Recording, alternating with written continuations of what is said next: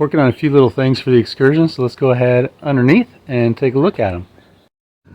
So in installing the air tank and the air fittings, I'm using a Loctite 545. That'll help seal, and it's better than a Teflon tape. It's one thing that you'll need to wait 24 hours for it to dry and harden before you apply any air pressure to the system. So I'm going to go ahead and add my Loctite 545 to the fittings and install them.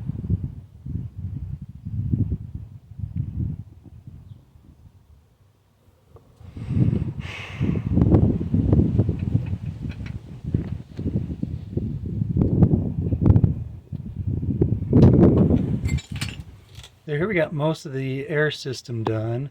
We've got the compressor, we've got the tube to fill the tank here, we've got our pressure switch here, those are plugs, we've got our drain valve, and then that's our horn feed that comes up to the horns. Chart right up here. I had gone down from that general 3-trumpet train horn to just a smaller one. So it's still loud, but not obnoxious.